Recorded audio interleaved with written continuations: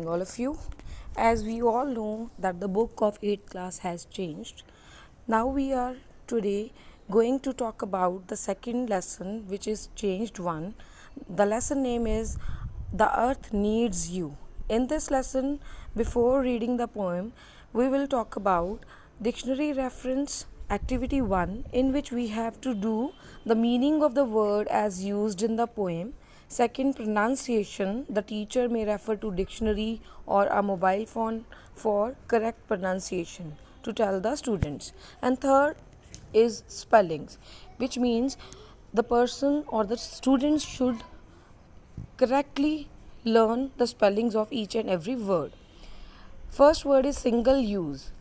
ਇਸ ਚੈਪਟਰ ਵਿੱਚ ਆਪਾਂ ਇਸ ਪੋਇਮ ਦੇ ਵਿੱਚ ਕਿਸ ਬਾਰੇ ਗੱਲ ਕਰਾਂਗੇ? ਪਲਾਸਟਿਕ ਬਾਰੇ ਗੱਲ ਹੋ ਰਹੀ ਹੈ ਕਿ ਅਰਥ ਨੂੰ ਸਾਡੀ ਲੋੜ ਹੈ। Earth is pleading, it is saying that we should not misuse, we should not overuse plastic as it is of single use. ਇੱਕ ਵਾਰੀ ਯੂਜ਼ ਹੁੰਦਾ, ਉਦੋਂ ਬਾਅਦ ਆਪਾਂ ਉਹਨੂੰ ਡਿਸਕਾਰਡ ਕਰ ਦਿੰਦੇ ਹਾਂ, ਸੁੱਟ ਦਿੰਦੇ ਹਾਂ। But it last forever. Last word ਮਤਲਬ ਹੈ ਕਿ ਉਹ ਹਮੇਸ਼ਾ ਲਈ ਹੀ ਰਹਿ ਜਾਂਦਾ ਹੈ ਇਸ ਧਰਤੀ 'ਤੇ। It take million of years, ਬਹੁਤ ਹੀ ਸਾਲ ਲੱਗਦੇ ਹੈ ਉਸ plastic may be plastic discard ਹੁੰਦਾ ਹੀ ਨਹੀਂ, ਮੇ ਬੀ ਉਸ ਧਰਤੀ 'ਤੇ ਹੀ ਰਹਿ ਜਾਂਦਾ ਹੈ। ਹੁਣ ਤਾਂ ਬਹੁਤ ਸਾਰੀਆਂ ਇੰਡਸਟਰੀਜ਼ ਇਹੋ ਜਿਹੀਆਂ ਬਣ ਗਈਆਂ ਜਿਹੜੀਆਂ ਕਿ ਪਲਾਸਟਿਕ ਤੋਂ ਕਲੋਥਸ ਵੀ ਬਣਾ ਲੈਂਦੀਆਂ, ਬਟ ਉਹ ਇੰਡੀਆ ਦੇ ਵਿੱਚ ਨਹੀਂ ਹੈ, ਉਹ ਫੋਰਨ ਦੇ ਵਿੱਚ ਹੈ। ਫੋਰਐਵਰ ਮੀਨਸ ਹਮੇਸ਼ਾ ਦੇ ਲਈ। ਓਸ਼ੀਅਨਸ ਮੀਨਸ ਮਹਾਸਾਗਰ। ਟੈਂਗਲ ਮੀਨਸ ਗੁੰਝਲਦਾਰ। ਟੈਂਗਲ ਮੀਨਸ ਇੱਥੇ ਹੀ ਉਲਝ ਕੇ ਰਹਿ ਜਾਂਦਾ ਉਹ ਸਾਰਾ ਪਲਾਸਟਿਕ ਆਪਣੀ ਧਰਤੀ 'ਤੇ ਹੀ। ਟਰੈਵਲ ਮੀਨਸ ਇੱਕ ਥਾਂ ਤੋਂ ਦੂਜੀ ਥਾਂ 'ਤੇ ਟਰੈਵਲ ਕਰਨਾ। ਇੱਥੇ ਇਸ ਦਾ ਮਤਲਬ ਹੈ ਪਲਾਸਟਿਕ ਦਾ ਇੱਕ ਥਾਂ ਤੋਂ ਦੂਜੀ ਥਾਂ 'ਤੇ ਉੱਡਣਾ, ਪਰ ਉਹ ਡੀਕੰਪੋਜ਼ ਜਾਂ ਹੋਰ ਤਰੀਕੇ ਨਾਲ ਉਹਨੂੰ ਖ਼ਤਮ ਨਹੀਂ ਕੀਤਾ ਜਾ ਸਕਦਾ। Now let's start the poem.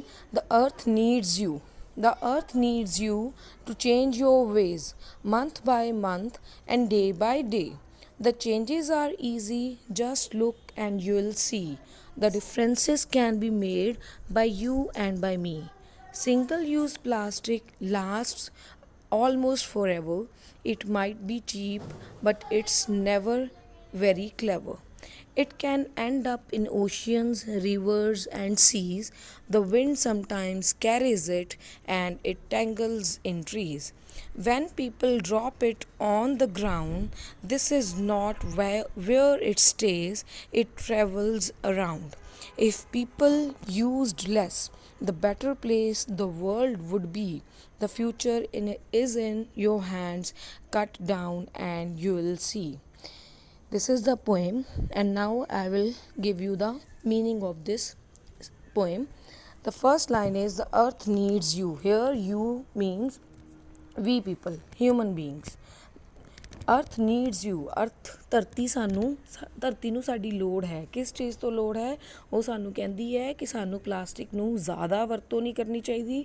ਸਾਨੂੰ ਜ਼ਰੂਰੀ ਨਹੀਂ ਕਿ ਹਰ ਚੀਜ਼ ਪਲਾਸਟਿਕ ਬੈਗਸ ਦੇ ਵਿੱਚ ਹੀ ਖਰੀਦੀ ਜਾਵੇ।